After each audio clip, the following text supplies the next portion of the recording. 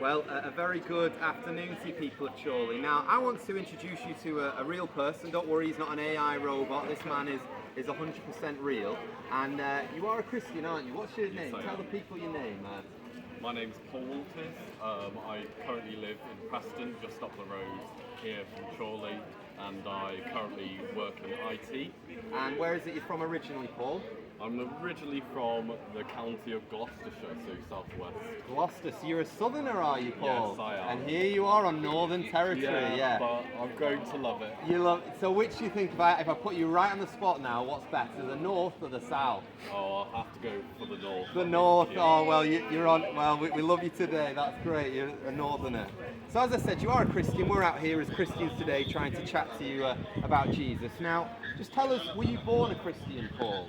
I was born into a Christian family, so you could put it that way, but going through my life, I probably, could say I wasn't a Christian.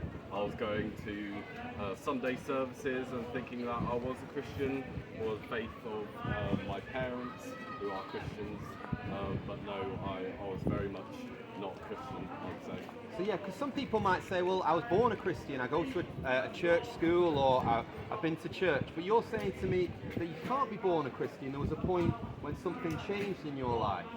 Yeah, so going through my life, I was very much insular, very much I keep to myself, and no one needs to know about my life or anything like that. But there came a point where everything just hit the road. I was hitting a very tough time in my life, and obviously I've heard the gospel or anything about Jesus at church. I was like, maybe this is the point where I consider Jesus in my life. So I went through a lot of thinking about that, but at the same time I was going through pretty much suicidal thoughts. Oh right, wow. So I thought that I didn't need to be in this life anymore. Yeah. So How old were you at this point when? So for those who are going by, this is Paul. He's a Christian. He's just admitted something quite personal, that you were going through suicidal thoughts. How old were you when that happened? when I was age of 16. 16, really? Yeah, Wow. So I would think of, having to be in a friendship group was all that I needed in life. Growing up in school, that's all you needed. But that really wasn't all that I needed, because a friendship group broke down, and all that hope in a friendship group went away, and I had to consider what were the next steps for it. Was it ending my life because I had no hope in that, or was it Jesus? That's very interesting. So for those going by, this is Paul. He's a Christian. He said at one point he had suicidal thoughts because his friendship group broke down. It was almost like sinking sand that he was standing on. He put all his hope in that friendship, and it went. But tell us, what is it that turned you into a Christian? What was the turning point where you became a Christian? Yeah, I think the big part of it was that I truly considered Christ, what he'd done for me on the cross. I remember being in youth group and practically breaking down in tears, recognising that Jesus died for me, and that was my prayer that I said that day. Saying that, Lord, thank you that you died on the cross for me. And did Jesus die for other people as well, or was it just for you, Paul?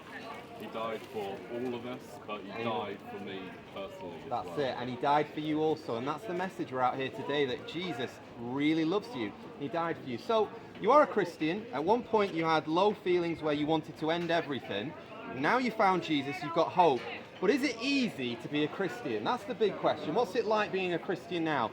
Is it a piece of cake? No, it's definitely not a piece of cake, and I still sort of suffered around thinking about myself, even when becoming a Christian, but I've got people who are alongside me, say my youth worker, and he helped me along. But yes, it certainly hasn't been smooth sailing. Certainly over my life I have been under the plague of sort of pornography and everything around that, so that still was a part of my life, and I had to be broken of that sin as well. So yeah, it's definitely It's not. amazing. So here we've got a man who at one point, he was suicidal, he was low, he lost his friendship, he lost everything. He found Jesus. And what you're saying is Jesus changed you. Yeah. He made you into a new person. That's wonderful news, friends. Is there anyone you know in the world who can change you and make you into a new person? Just like that. Snap away your addictions. That's what Jesus can do for you today. He won't take away your problems, but he promises to hold your hand through the troubles. Please do consider him today. Read the Bible, pray to him. It certainly changed Paul's life, it's changed my life. I'm going to pass over to another Paul. Thank you very much. Well done, Paul. Thank you very much, guys. So we're asking today whether you know who is the GOAT. Who is the GOAT?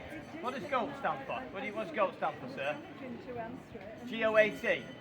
Greatest?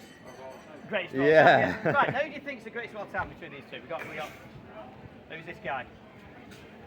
I'm confused because he's wearing pink. He's wearing the pink of Inter Miami. It's Lionel Messi. Who's this guy? That's clearly. He's like Mozart, naturally kind of done it, but he's trained. Yeah, I agree with that. You're right He there. could do any of them. He's like born with that talent, whereas this guy Could have done any of them. worked He it. could have done any of them. He could only do that. Yeah. So he's dedicated So to. which one would you say is the GOAT? So overall, him for his ethic. Yeah, I'd agree with you on that. What about these two guys? Who's your greatest hit? Stats say, 23 Grand Slam titles, 22 Grand Slam titles. So we'll go with Novak Djokovic. Because he survived COVID without the jam. No. What about these two guys here? What do you reckon about these two? Jordan. Yeah, Michael Jordan. Yeah, Michael Jordan. That's LeBron James who took his number. Number 23. Wearing LeBron's, mate. Yeah. What about these two guys here? Schumacher. You reckon Schumacher got 7 world titles? He wasn't allowed to. His teammate wasn't allowed to compete against him though. He was always the number one in the team, whereas Lewis Hamilton didn't want that kind of status. He wanted to prove himself against his teammate. Once his teammate beat him for the world title, only because his engine blew up 3 races before. I've watched a couple of him and the way he has, and they've worked together to allow him to win. I've seen that happen. I'd say Lewis Hamilton. But you know what? None of these guys are the greatest of all time. So I'll tell you who is the greatest of all time. I've got him here in my blue folder. Alright? The greatest of all time. Because none of these guys could do what this guy did. This guy did that. What's that? He walked on water. None of these guys can walk on water. Ronaldo can't walk on water. Djokovic can't do it. Hamilton can't do it. But he walked on water. But that's not the thing that makes Jesus the greatest of all time. Paul in the book of Colossians tells you what made him the best of all time, and it's this. That it's the Son.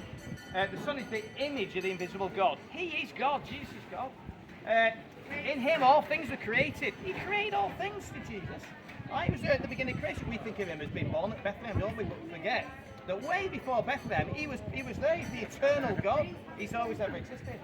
He's before all things, and in him all things hold together. Do you know that the scientists have discovered that there's something just holding all things together? Atoms should just fly off in all kinds of different directions, but there's some invisible force holding everything together.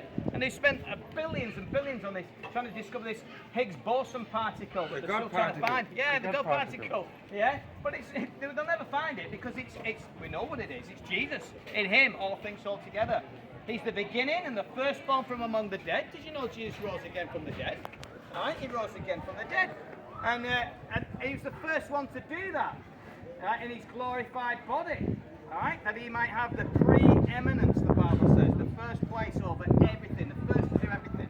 Okay? And the final one, which is the best one of all, is this. That God was pleased to have all his fullness dwell in him, and through him to reconcile to himself all things, whether things in heaven or on earth, whether thrones, powers, rulers, or authorities. Right? All things were made by him and for him, and he made peace by his blood shed on the cross. When Jesus died on the cross, right, that was the greatest thing of all time. That was the greatest act of all time. Only these guys could die for your sins. Why could none of these greatest of all time, these goats, not die for your sins? I'll tell you why. Because they've all got their own sins to deal with. They've all got their own sin debt to pay for. But Jesus came into this world. He didn't do a single thing wrong. That meant that his life was not required of him. Alright? So he never needed to die. But he laid down his life for you and for me, and only a sinless person could do that. So Jesus died on the cross so that we can be forgiven, and he paid for all the wrong things that we've done, all the wrong things that we've done, and were placed on Jesus, and he paid for them all. And all we have to do is come to him with a sad and sorrowful heart, the wrong things we've done, and say, no, I'm sorry for the wrong things I've done, God. Because it weighs you down, doesn't it? You know, I mean, admit it. Put your hands up here if you've ever committed a sin. Alright? We all have, haven't we? Let me ask it another way. Put your hands up if you've never committed a sin. Anybody here never actually done anything wrong? Anybody not ever done anything wrong? See, no one can put their hands up. We've all done things wrong. Jesus had never done anything wrong. Which means that he could pay for all the wrong things that we've done. Alright? And those wrong things, they weigh us down, don't they? They make us feel guilty. They make us groan when we go to bed at night and think, oh no, what am I going to do about that I did in the past, and this that I did in the past. You know, I spend a lot of time chatting to friends and people, and sometimes when they've had a few drinks in the pub, everything comes out of all the weight of the guilt of the things that they've done. And I tell them, do you know what? You don't have to be burdened and weighed down by those wrong things that you've done anymore, because Jesus has paid for them all. He's paid for them by his death on the cross so that we can be forgiven. So I'd say to people, Charlie, why don't you come to him today? Why don't you say, do you know what? Thank you, Jesus, for dying for me. Please help me to follow you. Forgive me of my sins so I can have that guilt and that burden just removed so that I can follow you. And I'll tell you this, it'll be the best decision you've ever made. Peace will come into your heart. Hope for the rest of your life will come into your heart. Joy will come into your heart. And an assurance that no matter what happens in the future, you are going to heaven because of what Jesus has done. And nobody can take that away from you. It's a precious, precious thing. So please remember, when people are starting to have a debate about who is the GOAT, who is the greatest of all time, it's not Messi, it's not Ronaldo, it's not Nadal, it's not Djokovic, it's not LeBron James and Michael Jordan or Lewis Hamilton or Michael Schumacher. It's none of these guys who are the greatest of all time. The greatest of all time is Jesus, because of his triumph over sins on the cross, over your sins, so that you can be forgiven. Thank you, Charlie. Thank you for listening. Please do take some leaflets off me, or even a John's Gospel, or even a Bible.